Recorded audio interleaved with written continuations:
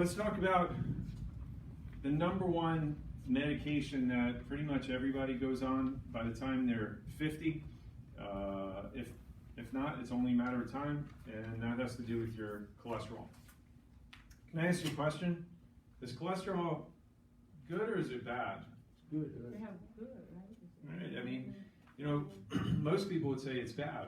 You know, that C word, it's almost like cancer. You know, it's just like, oh, the doctor doesn't like my cholesterol. So what are you going to do? Well, first of all, you have to own the fact that cholesterol in and of itself is neither good nor it's bad. You know, your body has cholesterol, your brain has cholesterol, every cell in your body is made of cholesterol. Obviously, God doesn't make junk, right?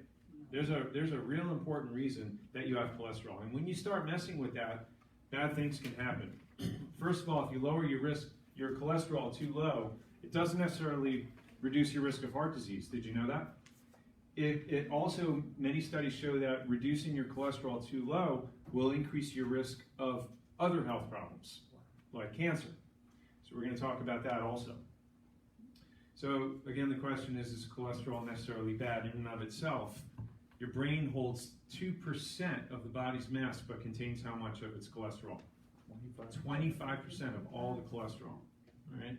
Cholesterol forms the membranes of cells, and it keeps the cells functional. So every cell membrane, not just in your brain, but in your body, is made of what? Cholesterol. Yeah. So when you start reducing that, you start to have problems.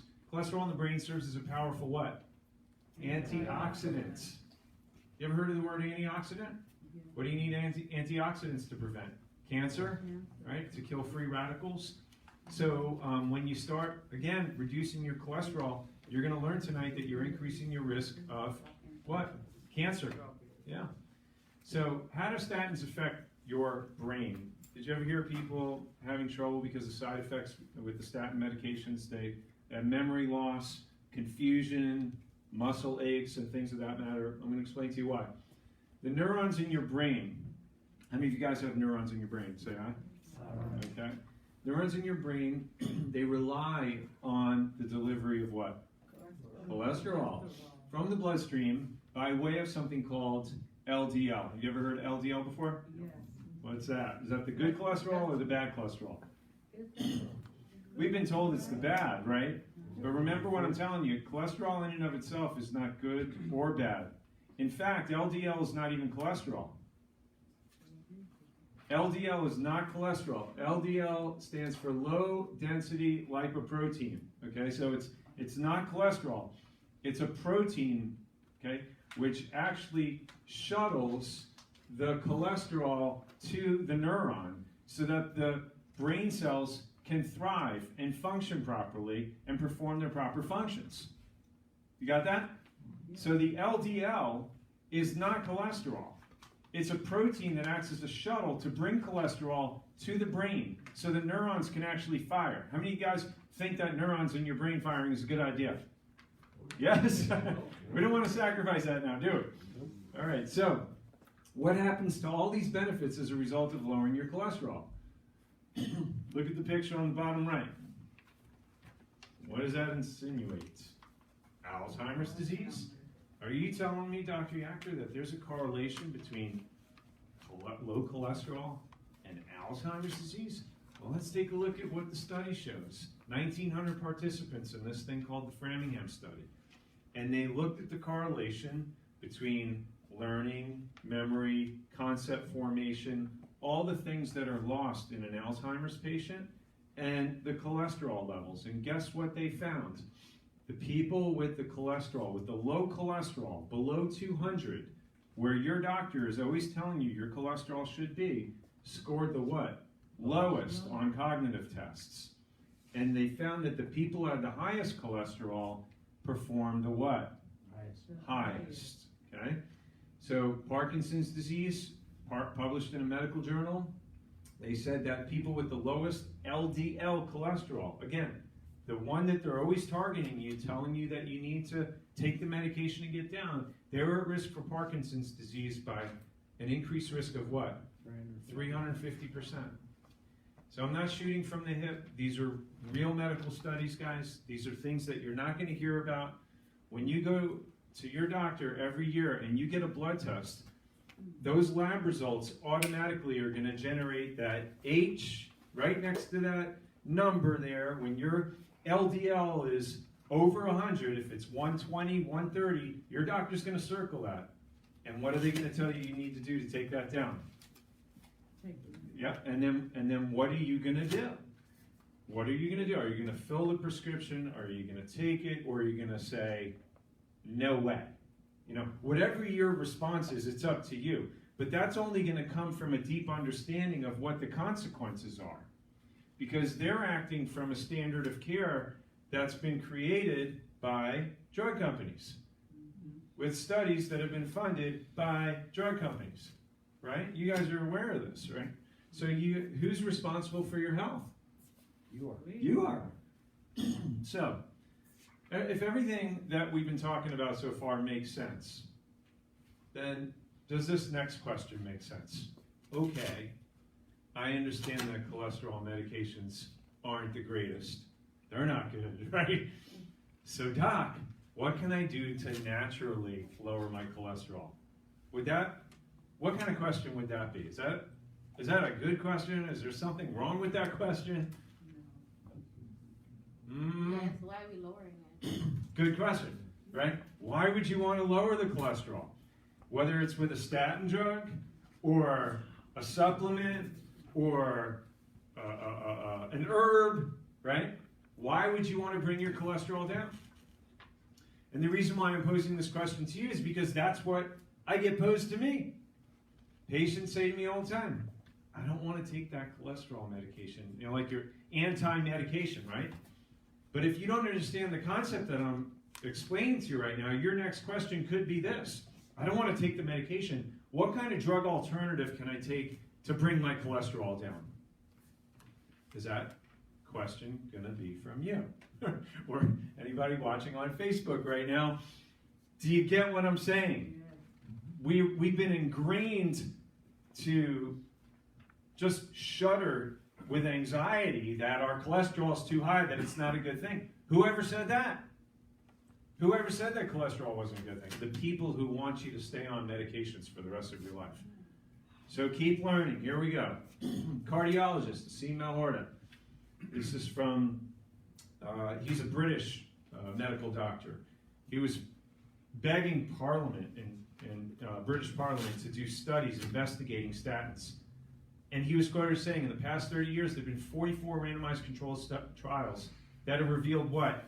No cardiovascular mortality benefit or from diet or various drug trials from lowering cholesterol. So there he said, even if you diet, even if you bring your cholesterol down through dieting, right? If you do the right thing through dieting, if you lower your cholesterol, is there any cardiovascular mortality benefit? Does that mean you're going to live any longer from bringing your cholesterol down through diet or drugs? No, you're not going to live longer if you bring your cholesterol down. That's what this medical doctor is saying. Holy smokes. Most conspicuous was the Accelerate trial with over 12,000 patients at high risk of heart disease that revealed what? No reductions in heart attack, stroke, or death, despite a 37% reduction in LDL cholesterol. Wow. What does that mean? That means that even if I do bring my cholesterol down, and I do increase my risk of Alzheimer's or Parkinson's, I'm not going to live any longer? Sorry.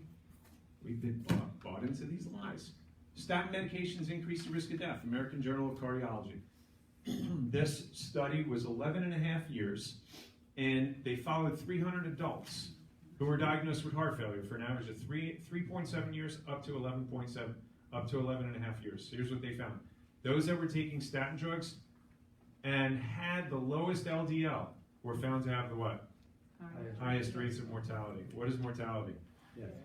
Early death. Yeah. So the people who had the lowest cholesterol died the soonest. Conversely, people with higher levels of cholesterol had a lower what? Had a lower risk of death, right? So where did that come from? Which journal? The American Journal of Cardiology. How about that? Okay, starting to get this? So more reasons to particularly avoid statins is, number one, they deplete your body of CoQ10.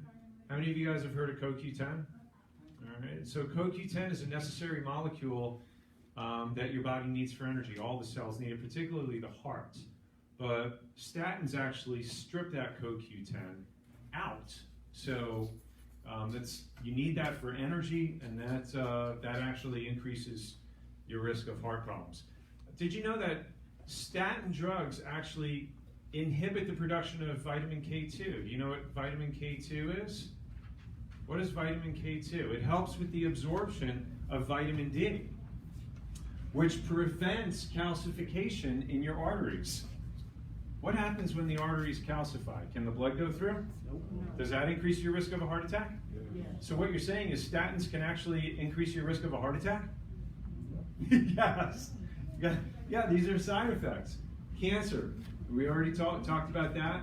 Particularly women, it doubles your risk of breast cancer if you've been on statin medications for 10 years or longer.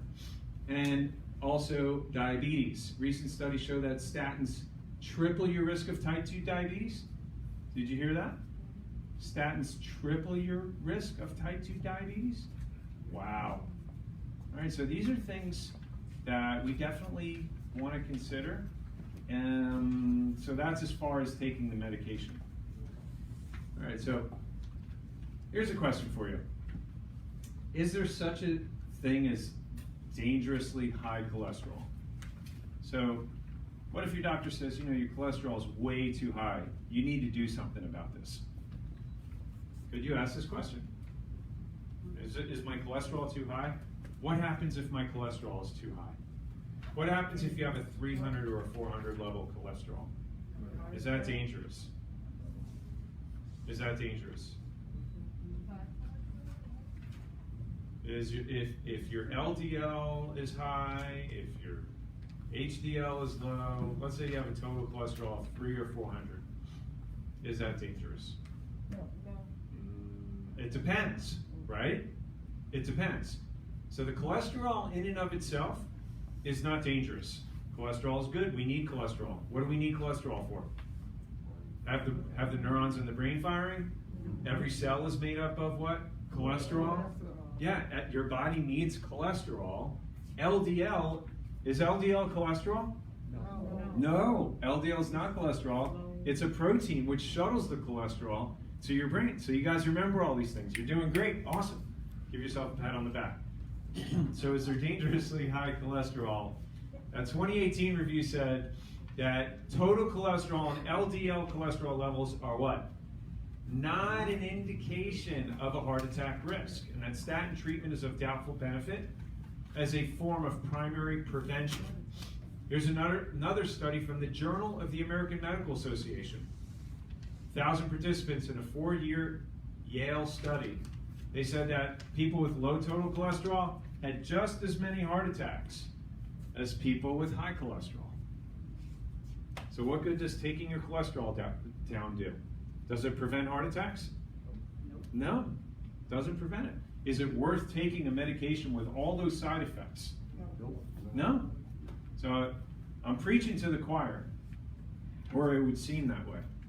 But again, my thought today was before I was sitting there at lunch and I was home and I'm thinking to myself, okay, what is the most important thing that you guys can leave here with tonight? Right? Again, not that you're learning something, not that I'm entertaining you. The question becomes, how are you going to apply it? All right? Even if you're not on a statin medication right now, some of you may, some of you may not be. I can tell you this, I would never tell you to stop taking your blood pressure medication. I would never tell you to stop taking your diabetes medication. I could show you how to reduce these things and eventually get off, but I won't be the one to tell you to stop taking it. That's between you and your doctor. But I will tell you this, to stop taking your cholesterol medication, to go cold turkey on that, not only is there no risk, it would be the smartest thing that you could ever do. You wouldn't miss a beat. So hopefully you're getting this, right now from everything that we've talked about. There's absolutely no benefit.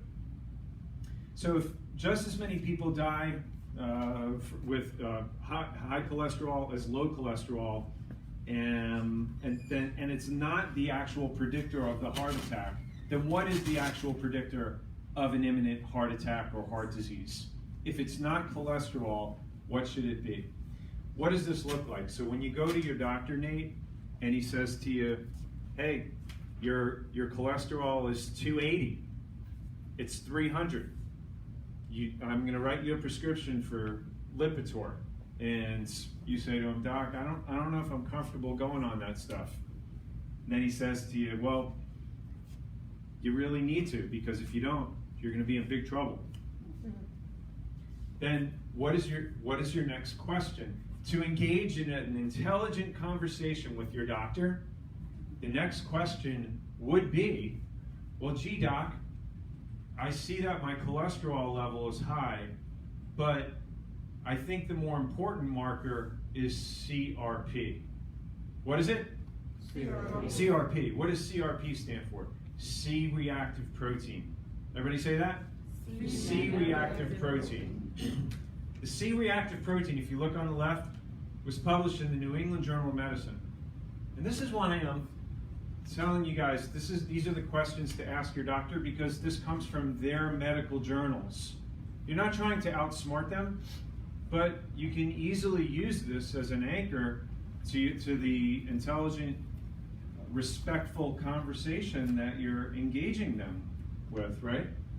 New England Journal of Medicine found that patients with low CRP levels had fewer heart attacks no matter what their LDL cholesterol is. Now, what does the C-reactive protein measure? Inflammation.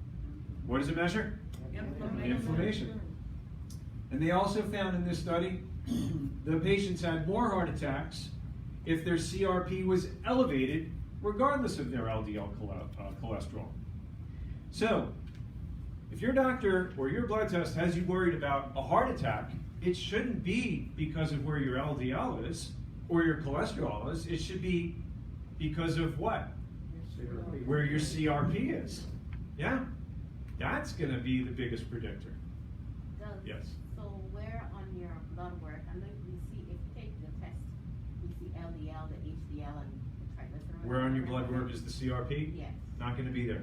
Unless they order it specifically. Yeah. And then you may have to stand on your head for a little while for them to agree to it. It's not on a standard blood test. It's a special test. And so that's why in our office we've found a kit that'll actually do this, where we get a finger prick and we take the blood from your fingertip, put it on a card, we send it out to a lab, and we get it back in 2 weeks. And then right there in front of us, that's what it shows. Those are test results on the right side, I'm sorry. The bar on the top shows us a male patient who, had, if you can see above that, the vitamin D was 77, which is actually pretty good, but the C-reactive protein was in the red at 1.1, so that wasn't so good. So this is where you need to look and see from there, if you're trying to prevent a heart attack or a stroke or a cardiovascular disease, what you want to do is target that CRP and bring that down with the appropriate nutrition or lifestyle applications. Is that making sense? Yeah. So the one below right there, that is a female patient that I take care of. And you can see her inflammation levels are borderline, but on the vitamin D test above, you can see it's only 25, and it's abnormal. It's below normal range. Now the ideal level for the vitamin D should be 70 or over.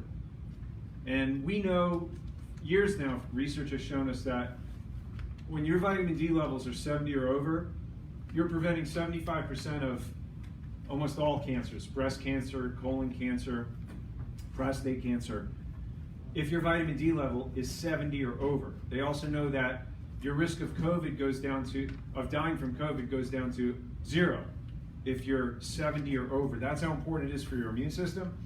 For purposes of our program tonight with heart disease, vitamin D is extremely important to prevent cardiovascular disease, isn't it? So that's why this test is being utilized in our office. In fact, we've made it a standard part of all of our wellness plans for patients who are under maintenance care with us.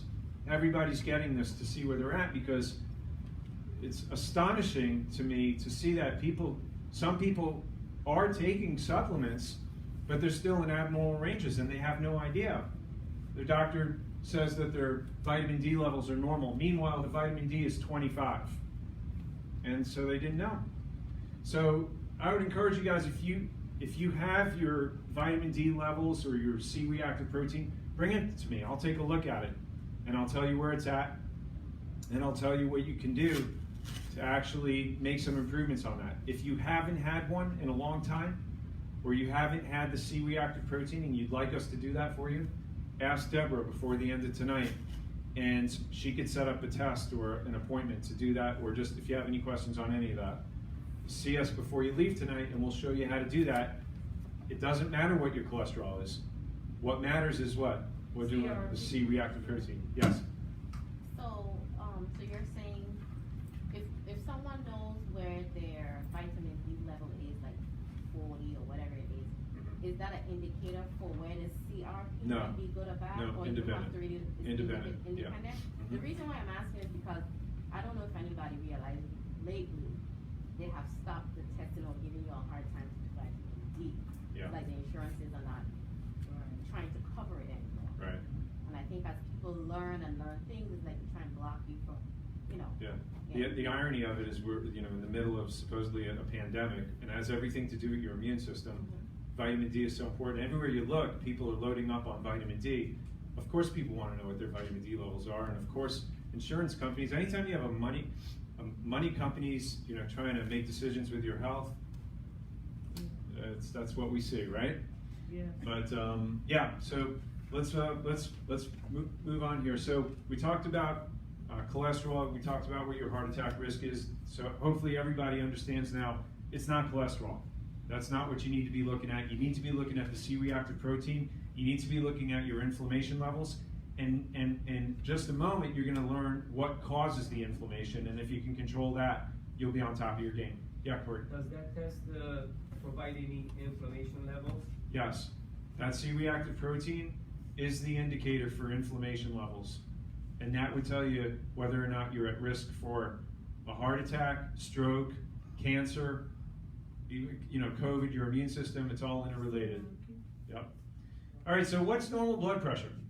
120 over 80. Like that's our planned answer. What happens when you get older? Is your blood? What's that?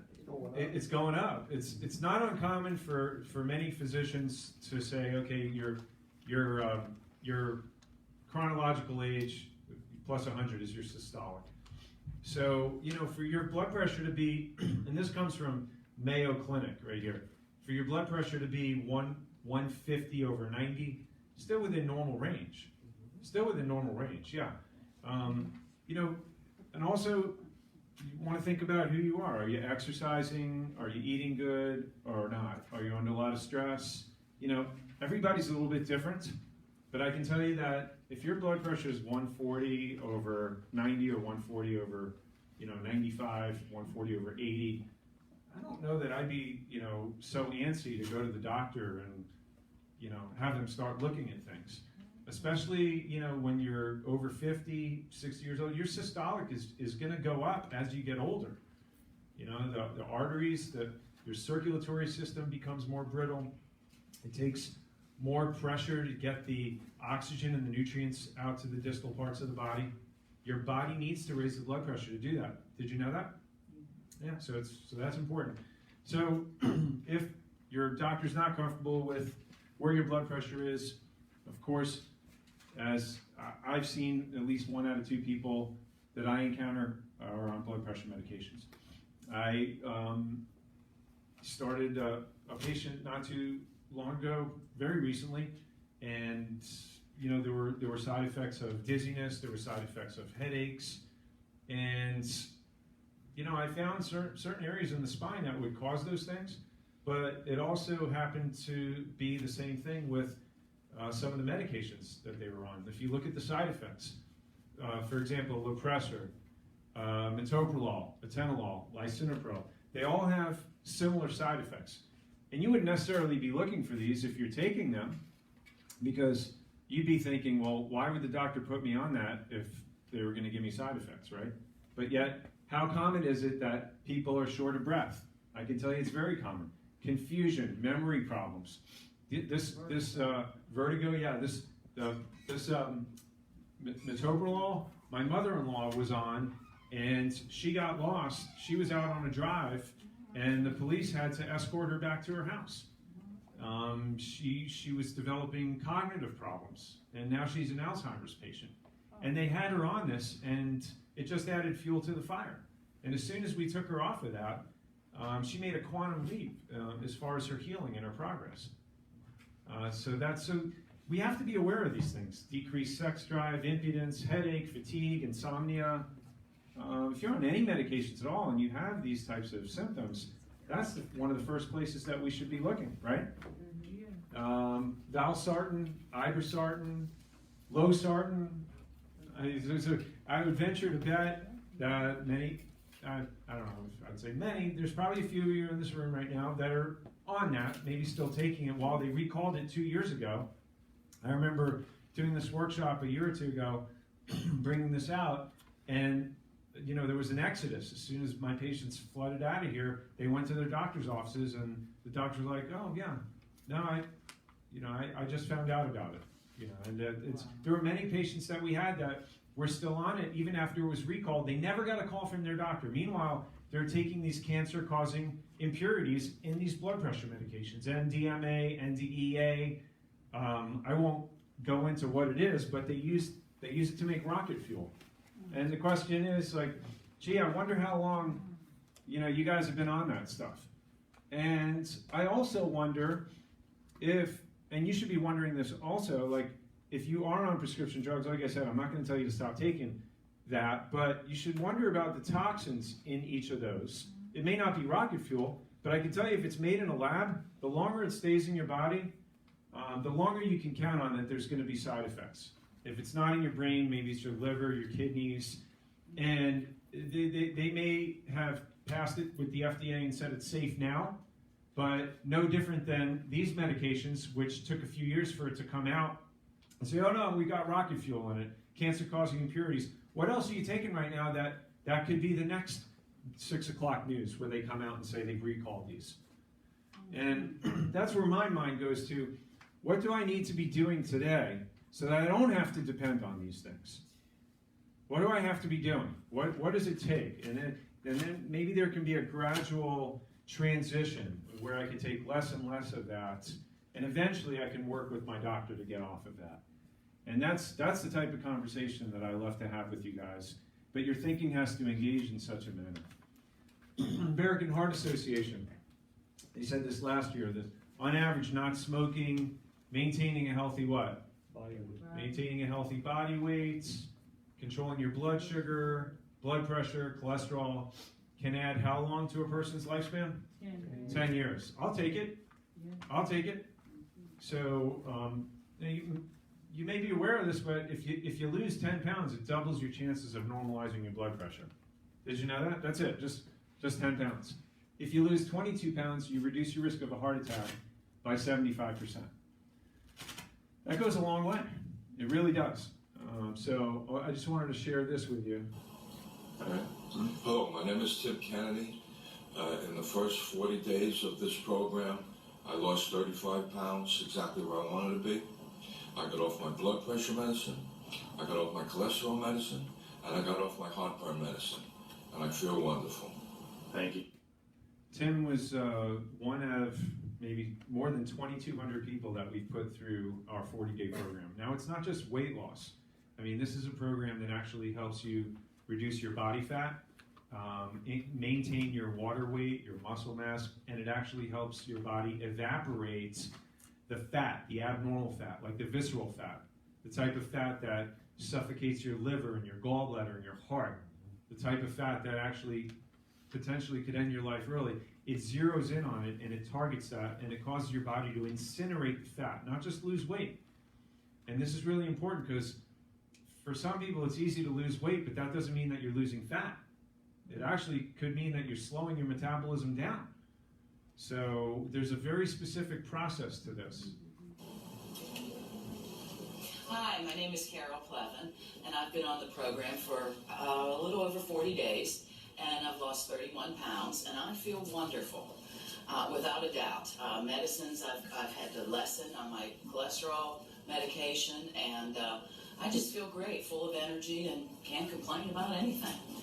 I'm ready for the next thing in life. So there's a very predictable protocol that we have that has a food plan, there's a manual, you journal everything, you go through it, and you have follow-up weigh-ins where Deborah meets with you and she goes through everything, and it's not just, again, checking your weight. If you look over here to the right, when we do this body composition analysis, you stand on a scale, and basically you take your shoes and socks off, and it puts a low-level electrical impulse through your body. It doesn't shock you, it puts a low-level impedance through your body, resistance that water, muscle, and fat have different resistance to. And it's able to pick it up, puts it in an algorithm, and it can break down all of this and tell you exactly what your body weight is, what your body mass index is, and that's really important too. Because if your BMI is over 25, yeah, you're overweight, but if it's over 30, you're at the highest risk for heart disease, cancer, diabetes, and the World Health Organization has an index there. So it's really important that you know when you're in the danger zone and when you're coming out of it. Your body fat percentage, visceral fat. This is the biggest factor for fatty liver disease. You got to be under 12 for that. Body water percentage, normal body water percentage is 50 to 60%. Muscle mass. Again, as you're going through this, if you lost 10 pounds and you lost 5 or 6 pounds of that as muscle mass, is that good? No, you want to lose all fat, but the only way you'll know is if you have something like this charting this from one week to the next. Hey, your metabolic age. This is one of the most eye-opening parts of the program. For most people, when they start the program, like if you're 60 years old, your metabolic age will look like 85 or 90. What does that mean? You're in trouble. You may be 60 years old, but you have the metabolism of a 90-year-old, and it's going really slow. And if you just lose 10 pounds or 20 pounds, and by starving yourself and conserving your calories, your metabolism slows down, right, to accommodate for that process. But you don't want that happening, because when you start eating normally again and you have a slower metabolism, then what happens? You gain the weight back, and then even more. So in this program, what we do is make sure that your metabolism actually gets raised and reset. So after you lose your 15, 20, 25 pounds, whatever it is, your body is, you may be 50 or 60 years old, and now you have the metabolism of a 40 or 45-year-old. Right? So I know this, I went through it, I did it, so I know that it works. Deborah will tell you, because it's a very rare occurrence. I can't remember the last time somebody went through this program and didn't lose at least 15 pounds. In fact, there's a guarantee that comes with it. If you don't lose at least 15 pounds, if you follow it to a T, dot your I's, cross your T's, do it exactly as how we show you, and you do your part. If you do all those things, you don't lose at least 15 pounds, we put you through a second program at our expense. That's how confident we are. It's a very successful program. Some of you don't need this. Some of you may need the hand holding, the accountability, and that's what this is for. So I wanted you to be aware of what we do, because it's an awesome, amazing thing. You go through a transformation and you learn the right way to take care of yourself, and then you have the necessary tools that last you a lifetime. And it gives you a much greater sense of control over your weight and your health. Not to mention getting you out of the danger zone for heart disease, fatty liver disease, and things like that. Normally the body composition analysis, the consultation to sit down with Deborah, $99. But if you want to have that done, just mention it to her before you leave tonight, and she'll do it for only $27. So that's through because you're here at the workshop. All right, so I want to take a moment to recognize a couple of special people. I want to call out my dynamic staff to help me, So we're going to call up Tamara and Deborah, Victoria. Everybody give them a big round of applause. Thank you. Okay, so a couple of folks we want to recognize here. So first we're going to do 6 or more workshops. And this is for constant and never-ending improvement, our University Core 4 degree. This is going to Almeda Hansen. There you go. Lovely, lovely. Congratulations. Love it. All right, and we have another one for perfect adjustment attendance. These are people who never, ever, ever, ever, ever, ever, ever miss their appointments. Bright-eyed and bushy-tailed. First thing in the morning, Pam and Nate Jackson. Everybody give them a big round of applause. Good job, guys. Good job. We appreciate you. And I want to recognize 2 other special folks that we have with us tonight. Ricky and Wanda, can you guys come up here for just a second? Yeah. And yeah. I want to give Ricky a perfect adjustment attendance. I can't not do that because he drives. I guess both of you guys drive about 30 miles to get here, right?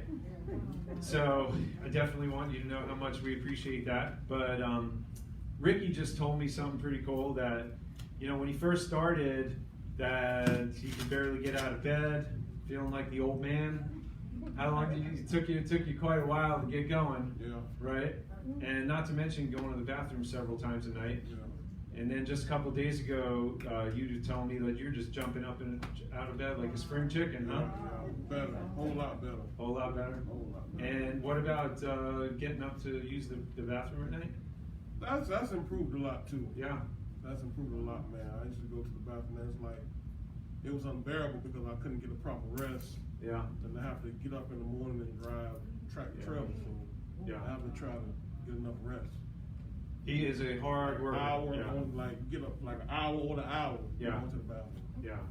So it's it's only first 4, not even 4 weeks of care. No, 3 weeks, something like that. 3 weeks. 3 weeks. He's done a lot better than I would have expected at this point, but I'm really happy to share that with you guys. I'm super excited. I mean, you deserve it, man. You deserve it. Definitely. Don't go anywhere 1 second, because that's the life saved, but this is the life saver, Wanda, who got his butt in here. So we love and appreciate both of you guys. Thank you so much. Thanks, brother. Yeah, thank you, man. You guys keep up the good work. Yeah. All right. That's good stuff right there. All right. So I want everybody to stand up and turn to the right. And if there's somebody standing in front of you there, I want you to just put your hands on their shoulders and squeeze their shoulders. Help get that stress out. Help get that stress out. Give them a karate chop. Give them a karate chop. Get that stress out. Good job. Awesome. All right, turn around. Love your other neighbor. Good. Squeeze. Do the squeeze. Get that stress out.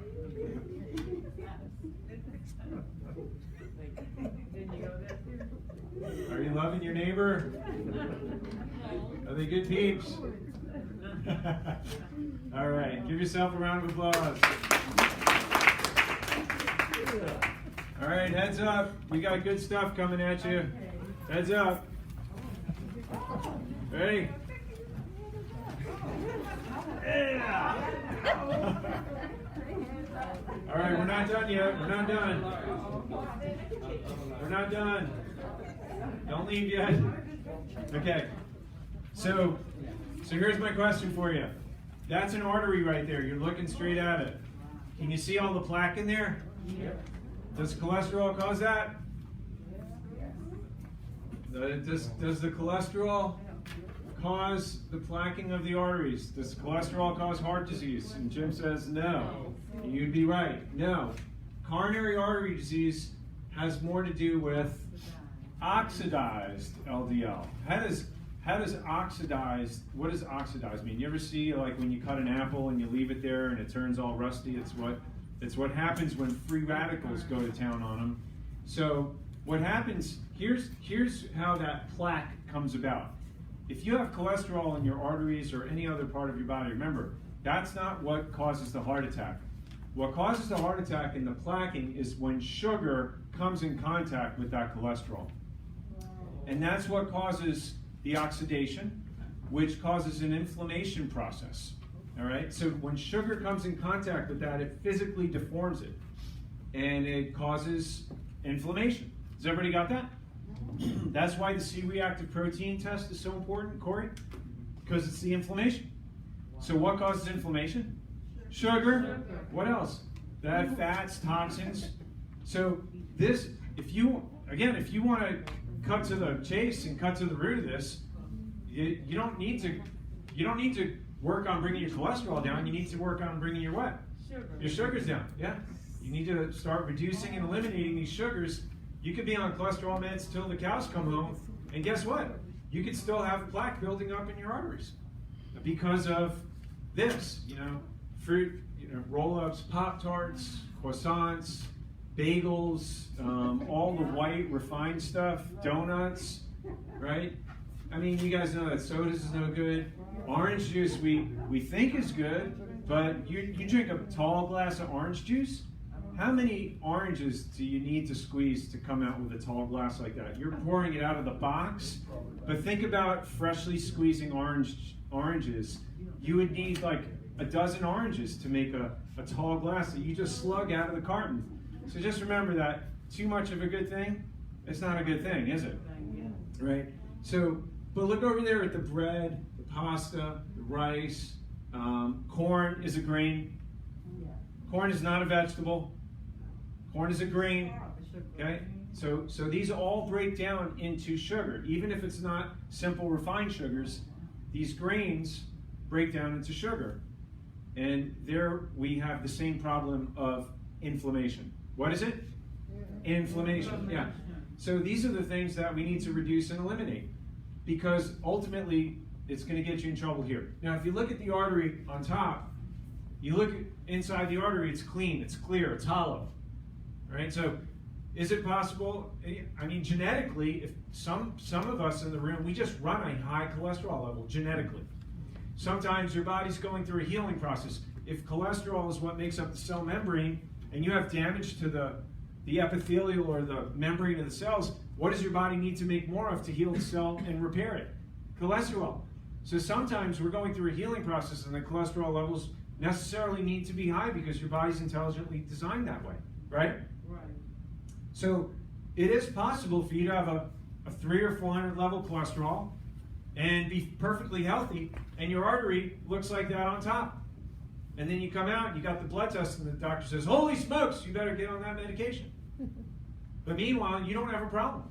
Do you have a heart attack if you have clean, clear, hollow vessels like that? No, it doesn't matter what your cholesterol is. But you could be on a statin medication, you could be trying to lower your cholesterol with diet, but you have this going on because maybe you got too much sugar, too many carbs, toxins, bad fats, and you're on a statin medication, but your diet and your lifestyle is horrible. And you got your cholesterol now under control because you're on the drug, right? So now you got your LDL at 80, but you're still eating like garbage, right? And that's what you got there. Who has the heart attack first? Who has the heart attack first? The second one, right? So just remember what I'm saying now. It's the lifestyle that's going to determine what happens to that individual. The injury and inflammation to our cells and blood vessels is caused by the high carb, low fat diet. It's like a Brillo pad inside your arteries, causing that inflammation. Every time we have those carbohydrates, and whether they're refined carbohydrates or they're whole grain, just depends on who you are. If you're a diabetic patient, if you're overweight, if you're a heart patient, if you're on medications, I say get off them, just eliminate them, until you get your numbers under control. Because some of these do have some benefit. They like the whole grains, some of the whole grains, they do have vitamins and minerals and some benefit, but it's not something that I recommend as part of your daily nutritional intake. If you have it every once in a while, it won't be the end of the world. But not if you have a condition. You have to get that fixed first. So, what about when you eat steak, eggs, bacon? Could that make my cholesterol go up? That's what we've been told. But remember, it's not the cholesterol. In the food that you eat, what they found that from the food that you eat, it will only make your cholesterol go up a little bit, maybe 20%. Very little. And even at that, if you have a low sugar diet, if you have no inflammation in your system, are you at any risk? Not at all. One study they did with 300,000 people, they followed from 5 to 23 years. They found that the intake of saturated fat was what? Not associated with a risk of coronary heart disease, stroke, or cardiovascular disease. The actual risk for heart disease was 90% lower in the group consuming the highest amount of what? Saturated fat. Wow, that's right. Wow. Saturated fat, butter, right? Saturated fat. Porterhouse steak, saturated fat. Coconut milk, coconut oil, saturated fat does not cause heart attacks. Saturated fats are good fats. As a matter of fact, it's the preferred fuel that your heart uses. All right? So if it's a good source of saturated fat, it will not jack your cholesterol and it will not increase your risk of heart disease. Right? What do we say increases your risk of heart disease? Only one thing. Sugar, yeah, because it drives inflammation. Now, in addition to the sugar, there's other things that you need to look for which drive inflammation.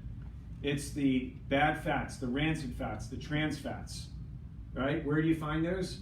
In all the baked goods, and all the bad oils, sunflower oil, safflower oil, canola oil, right? All those bad oils. And so you got to be careful with that. The margarine, the synthetic butters, the country crock, things like that. You got to get rid of all that stuff. Throw it in the garbage. Don't give it to your neighbor. Don't be nice. So when you look at everything on the left, what is that doing? That's contributing to inflammation, and that's what swells the artery shut. When you look on the right, you see an anti-inflammatory diet. What do you see there? You see Good fats. Yeah, you see all good fats: coconut, butter, avocados, almonds, extra virgin olive oil, and then you got your walnuts. Then you got your meats, right? And it's not lean meats. I'm not saying lean meats. You can have your ribeye, you can have your porterhouse, but I will say grass fed, if at all possible, grass fed. That's the biggest thing that we need to pay attention to, because with the hormones and the antibiotics and all these other things, those are toxins and that will drive inflammation.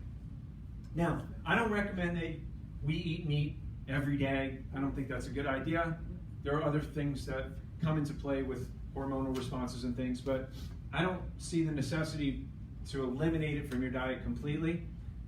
Albeit there are genetic predispositions. Some people do better with meat than others, and everybody's a little bit different based on your DNA. So when you look at this, you see more or less a paleo diet. The paleo diet has your proteins, your low sugar fruits, vegetables, and fats. And if you stick with something like that, you have an anti-inflammatory diet. And that's really mostly what's going to help you bring your cholesterol down. That last lady, Carol, who did her testimonial, she talked about her cholesterol coming down. The guy before also talked about his cholesterol down. Because the nutritional plan that's in the manual that we give you when you go through that, there's no sugar in it. It's all proteins, vegetables, and low sugar fruits. And so when you look at that, that's the key right there. When you eliminate that inflammation, your body takes care of everything that it needs to. The other thing that I wanted to go through with you very briefly is some of the supplements, nutritional recommendations. People ask me all the time, hey, what can I take for this, or this? To keep your inflammation levels down out of the gate in the morning is to make sure that you have a low glycemic index. What is the glycemic index? Your blood sugar. And how the food actually invokes an insulin response or not. So in other words, if you have a jelly donut, or you have a Pop-Tart, or you have a bowl of cereal, or you have toast, what does that do? That's sugar in your blood, right? And what happens? Insulin has to go up. And when insulin goes up, your body starts storing fat. So that's a no-no if you want to lose weight, number one. Number two, when insulin goes up, you're going to start driving inflammation also from these things because they break down into sugar. Now, one of the things that I love about the shake is in the morning, saves me time. That's the first thing that I love about it because it's 2 scoops in the water or the almond milk, and there I have 26 grams of protein, which is what I want after I work out. And on top of that, I've got all my vitamins, antioxidants, minerals. It's a low-level detox. And it's basically a multivitamin spectrum on top of it. And then on top of that, there are some carbohydrates, so you can use it as a meal replacement, but it's low glycemic and low sugar carbs. So there's maybe 15 grams of carbs in it. So you can use that as actually a meal replacement. Now, but what I do with this is I actually have some berries and almond butter along with it. But, you know, there's very often in the afternoon, I'll just have a couple of scoops and just as a meal replacement. So this is what we call the breakfast of champions because it keeps your blood sugar low and it keeps your energy going high. And that's a great way to start your day. And if you have some good fat in there, you won't be hungry for quite a few hours. So that's one thing that I would recommend. You can do it for breakfast. You can do it anytime during the day. You can make smoothies out of it if you want. But it's very clean. It's great quality, and it's a great time saver also. and it's definitely economical when it's compared with other foods that you have to shop for breakfast. Can you do it at night? Yeah, you can do it at night. I wouldn't do it too late, you know, right before you go to bed. Try to do it earlier if you can.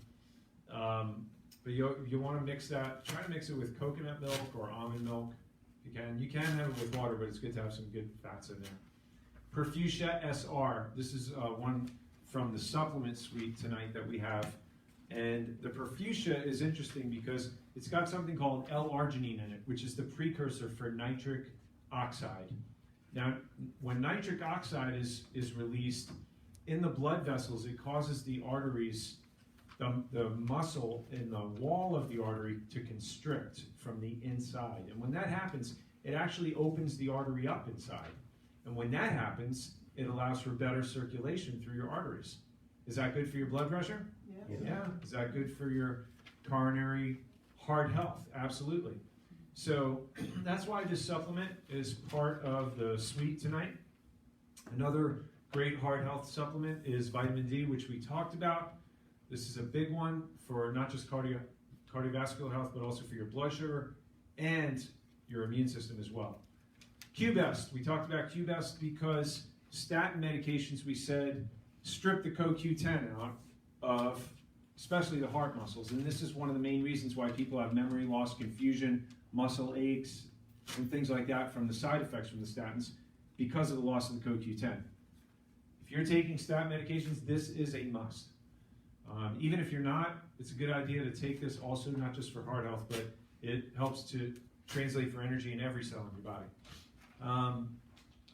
And then the last one is the fish oils, EPA.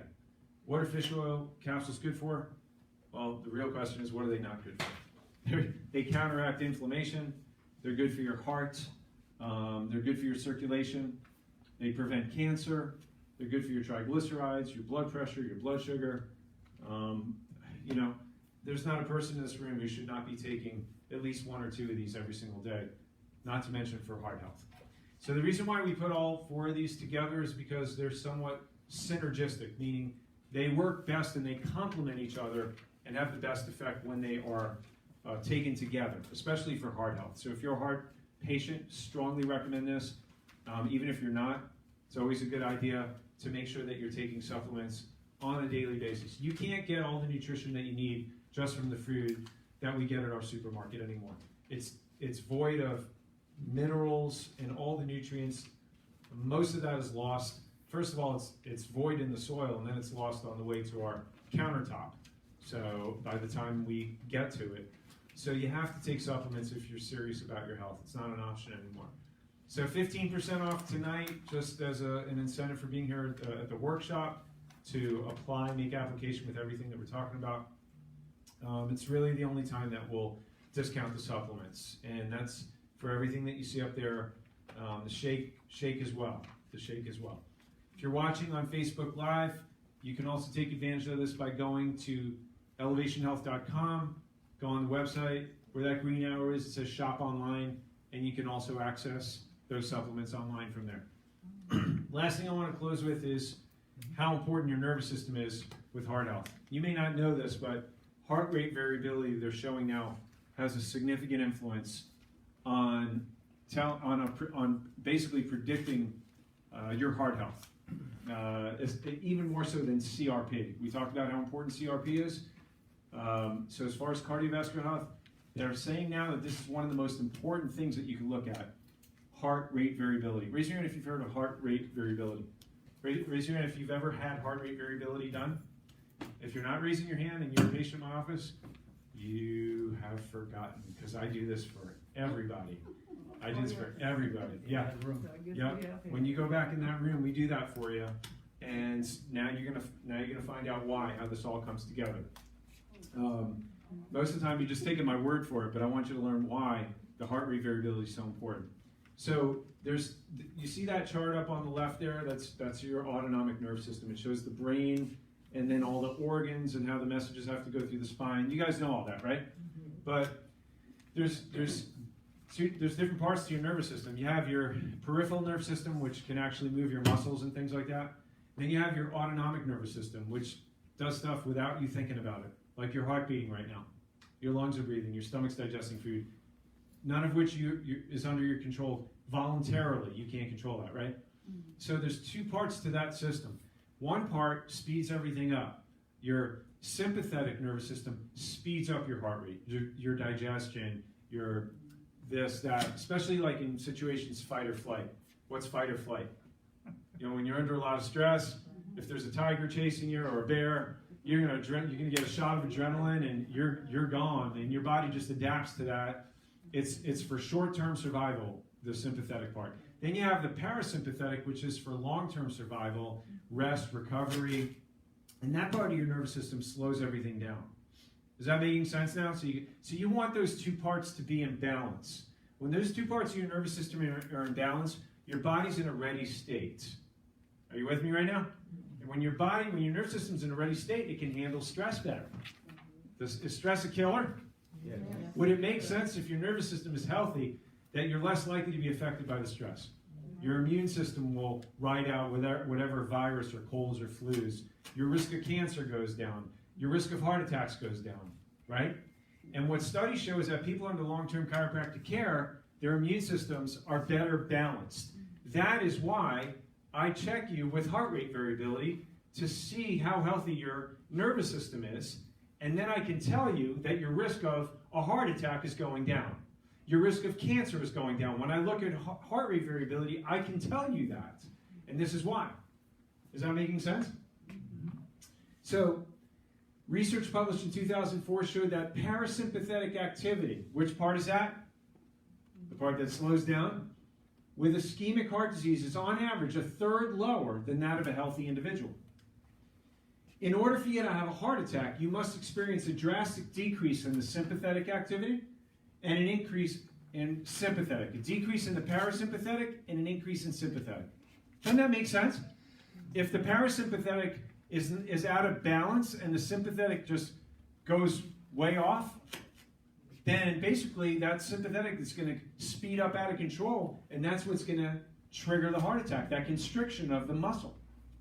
75% of myocardial ischemic events are triggered by the autonomic nervous system. So, what did I just say? When the parasympathetic becomes less active and the sympathetic becomes more active, 75% of the time, you're more likely to have a heart attack. Now, enter chiropractic care. This one bone right up here stimulates something called the vagus nerve. When you get adjusted, it triggers the parasympathetic, and it brings it back up into balance with the sympathetic. Right? So, what effect does chiropractic care have on your autonomic nervous system? What does it do? Balances it out. And therefore reduces your risk of an ischemic heart event. Interesting, isn't it? This research just came out a couple of weeks ago, fresh, right off the press. Journal of Athletic Training. Demonstration of autonomic nervous system and cervical. What's cervical mean? Your neck. The curve in your neck. Woo-wee. How many of you guys have been working on that curve in your neck? You doing your home care? Yes, you are. What did that show right there? This was from the study. What do you see under that person's neck? A dental roll. Raise your hand if you have one of those. Wow. So they did a year study. They followed up. They took a baseline when they started, and then they checked these patients 10 weeks later, and then at the end of the year. And they had a control group that got the dental roll, and then they had a different group that didn't. And they checked the heart rate variability of these people at the 3 different points. The group on the left was the intervention group, right? Where you could see the heart rate variability starting on the top, way out of control. Using the dental roll after 10 weeks, you could see how it came down. And then a year follow-up. It's almost perfect. Can you see that? Compared to how it was. Now here's the other group on the right side that did not use the dental roll.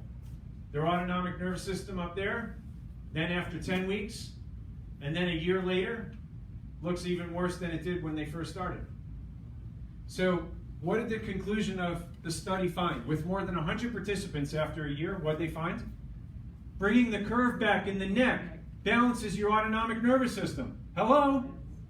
What does that do to your risk of a heart attack? A year from now, 2 years from now, 10 years from now, if you continue on with chiropractic care, getting adjusted and doing your home care.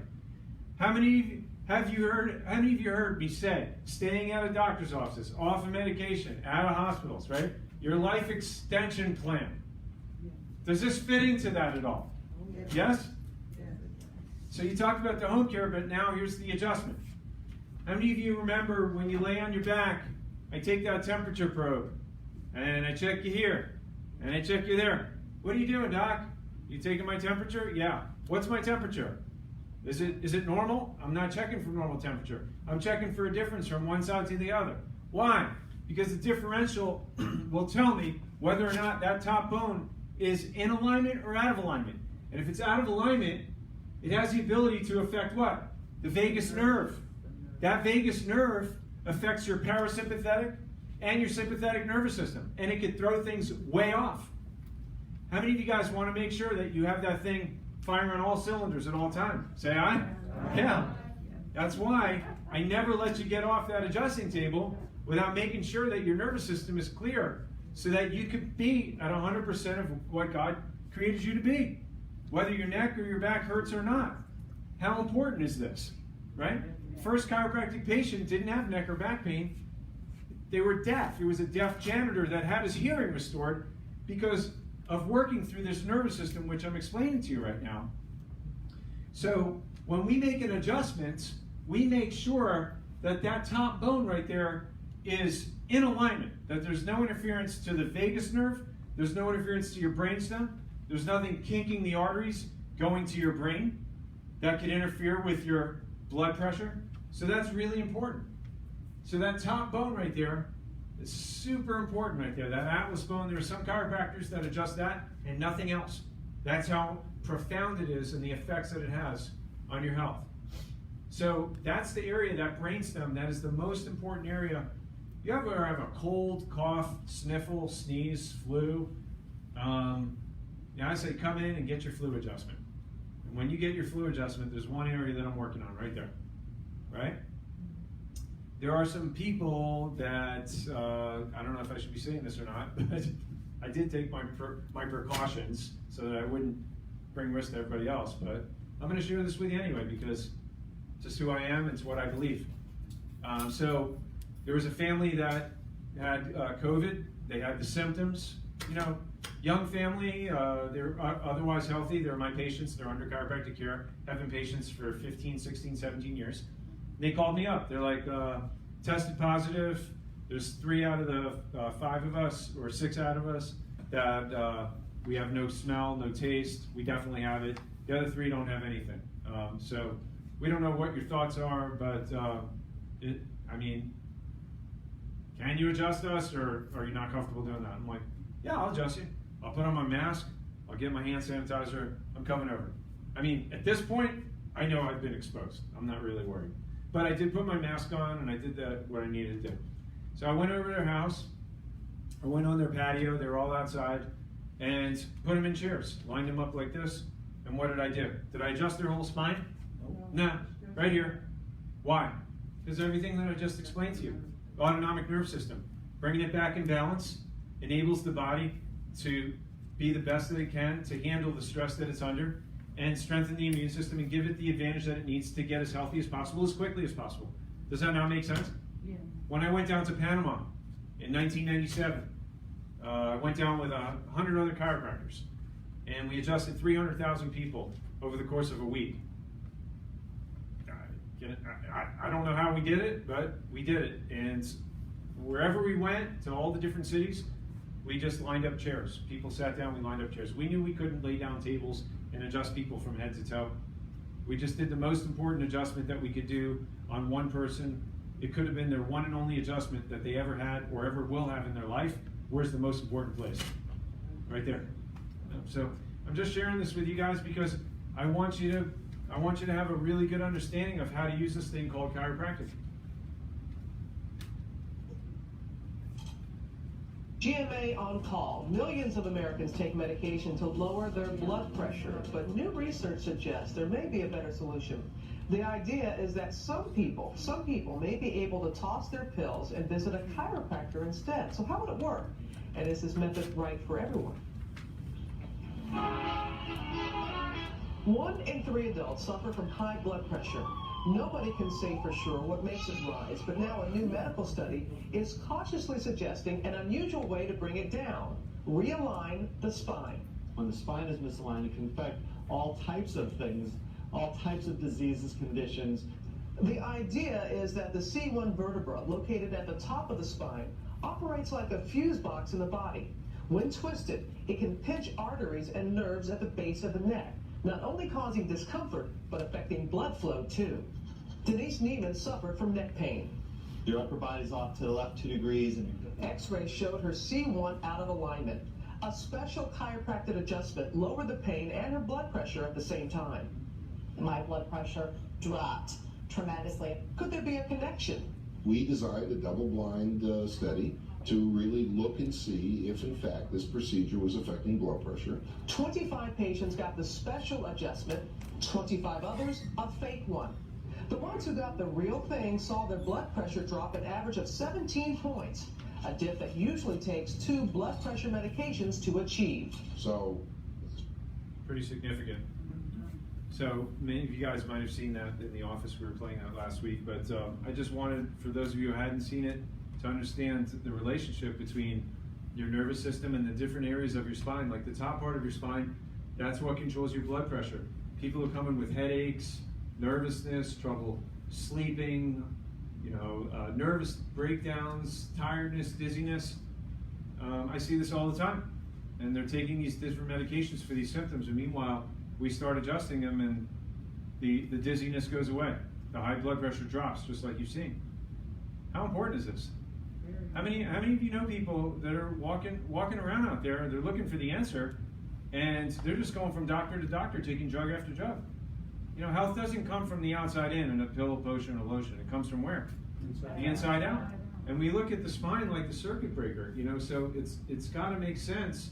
There's a part of the spine that literally controls every part of your body: your thyroid, your heart, your lungs, your kidneys, your intestines, your reproductive organs. And if there's interference between the brain trying to communicate with that, because the spine's out of alignment, it's like a fuse being out. You're not going to get the power there. It doesn't matter what you do. So the most important time to catch that is before you have problems, right? Preventatively speaking, most of us go to the doctor after we have a problem. How much more important is it to go before? That's the most important thing I could stress.